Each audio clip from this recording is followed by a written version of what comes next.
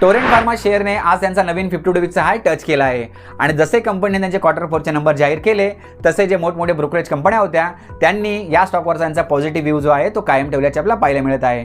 तसेच त्यांनी अशी देखील शक्यता व्यक्त केली आहे की हा स्टॉक पुढे जाऊन अजून 19% पर्यंत वाढू शकतो।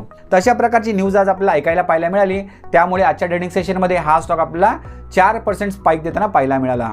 आणि आता क्वार्टर संदर्भात जर बोलायचं झालं मित्रांनो, तर या क्वार्टरमध्ये कंपनीचा जो रेव्हेन्यू आहे तो चांगल्या प्रकारचा वाढलेला पाहायला मिळतोय, परंतु नेट प्रॉफिटमध्ये त्यांना घट झालेली आहे। आता ही घट का झाली ते देखील कंपनीने सांगितलं आहे की रेग्युलेटरी फी आणि जो JB फार्मासोबत जे एक्विजिशन केले या दोघांच्या खर्चाचा परिणाम डायरेक्टली त्यांच्या प्रॉफिटवर झाला आहे असे त्यांनी सांगितलेले आहे। परंतु आपल्या समोर तर कन्फ्युजन राहणारच आहे की या स्टॉकमध्ये आपल्याला जर ट्रेडिंग किंवा इन्व्हेस्टमेंट करायची असेल तर फक्त एवढीशी अपडेट पुरेशी आहे का? तर बिलकुल नाही मित्रांनो।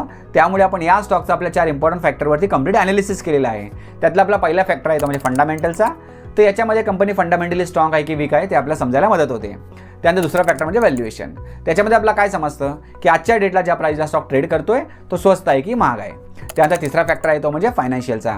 त्याच्यामध्ये आपण कंपनीची प्रॉफिट अँड लॉस शीट पाहतो, त्याच्यामध्ये कंपनीला सेल्स कशा प्रकारचा होतोय, कंपॅरेटिव्हली कंपनी नेट प्रॉफिट बरोबर कमवते आहे का ते आपल्याला त्यातनं कळते। आणि त्यानंतर चौथा आणि शेवटचा फॅक्टर आहे तो म्हणजे चार्टचा। तर चार्टमध्ये सपोर्ट्स कुठे आहेत, रेसिस्टन्स कुठे आहे, पुढे मोमेंटम कशा प्रकारचा येऊ शकतो, प्राइस ॲक्शन कुठे होत आहे, ही सगळी माहिती आपल्याला यातनं समजणार आहे। आणि या संदर्भातली फुल व्हिडिओ आपण ऑलरेडी बनवलेली आहे। व्हिडिओची लिंक तुम्हाला खाली दिलेली आहे, लिंकवर क्लिक करा, पूर्ण व्हिडिओ नक्की बघा आणि अशा लेटेस्ट अपडेटसाठी आपला चॅनल सबस्क्राईब करून घ्या।